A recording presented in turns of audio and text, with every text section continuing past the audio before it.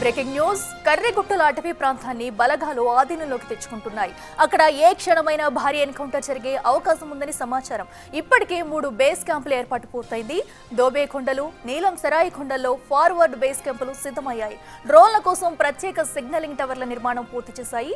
CRPF కు చెందిన K9, K3 dog squad బృందాలతో సెర్చ్ ఆపరేషన్ చేస్తున్నారు. భూగర్భ బంకర్లు ఉన్నట్లుగా సమాచారం. వాటిని గుర్తించేందుకు స్పెషల్ ఆపరేషన్ చేపట్టనున్నారు.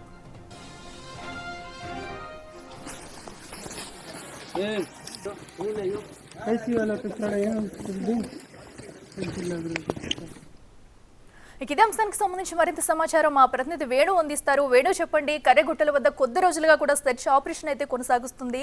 అయితే ప్రస్తుతం అక్కడ పరిస్థితి ఏ విధంగా ఉంది? ఎన్కౌంటర్ జరిగే సూచనలు కూడా కనిపిస్తున్నట్టుగా తెలుస్తుంది. అక్కడ తాజా పరిస్థితి ఏంటి?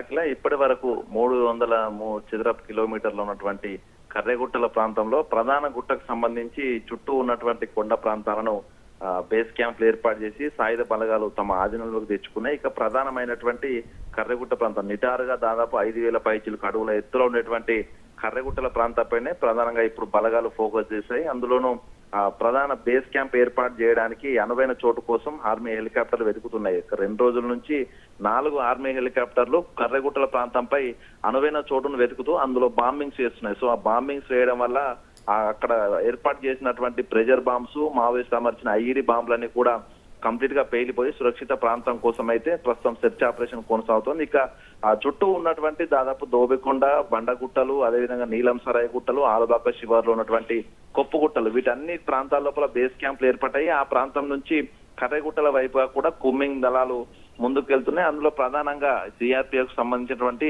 శిక్షణ తీసుకున్నటువంటి K9, K3 డాగ్ స్క్వాడ్ బృందాలు ముందుకు వెళ్తుంటారు. దాని వెనుకనే ఆటోమేటిక్ గ్రెనేడ్ సిస్టమ్స్ కలిగినటువంటి వెపన్స్, అదేవిధంగా రాకెట్ లాంచర్లతో రాత్రిపూట విరుచుకు పడుతూ బలగాలైతే కర్రెగుట్టల వైపు అయితే వెళ్తున్నాయి. ఇక ప్రధాన ఫోకస్ అంతా కూడా దాదాపు 85 చదరపు ఎకరాల విస్తీర్ణం ఉన్నటువంటి ప్రధాన కర్రెగుట్ట అయితే ప్రస్తుతం ఫోకస్ పెట్టి దానిపైనే ప్రధానంగా ఫోకస్ చేసిన పరిస్థితి కనిపిస్తోంది. ఇక ప్రధానంగా అక్కడే గెరిల్లా బేస్ క్యాంప్ ఏర్పాటు చేసుకుని గతంలో హిడ్మా దళాలు అక్కడ ట్రైనింగ్ తీసుకునేటువంటి సమాచారం ఉండడంతో అదే కొండ లోపల రహస్య బంకర్లు ఉన్నాయి, అందులోనే మావోయిస్ట్ దళాలు ఉన్నటువంటి పక్కా సమాచారము సాయుధ బలగాలకు ఉంది. అంతే అటువైపుగా వెళ్తే మాత్రం భారీ స్థాయి ఎన్కౌంటర్ తప్పదు, మావోయిస్ట్ నుంచి ప్రతిఘటన తప్పదనేటువంటి ఆలోచనలో సాయుధ బలగాలు అయితే పూర్తిగా అటు సెల్ ఫోన్ టవర్స్, డ్రోన్లు, త్రినేత్ర డ్రోన్స్ దాదాపు 25 కిలోమీటర్ల నుంచి కూడా ఆపరేట్ చేయగలిగేటువంటి త్రినేత్ర డ్రోన్స్ యూజ్ చేస్తూ ప్రధాన కొండ వైపు అయితే బలగాలు అయితే వెళ్తున్న పరిస్థితి. మరో 2-3 రోజుల లోపల ప్రధాన కొండపైకి వెళ్తే అసలు మావోయిస్ట్ దళాలు కంటపడతాయి, అసలు ఏం జరుగుతుందని ఒక యుద్ధ వాతావరణ పరిస్థితి అయితే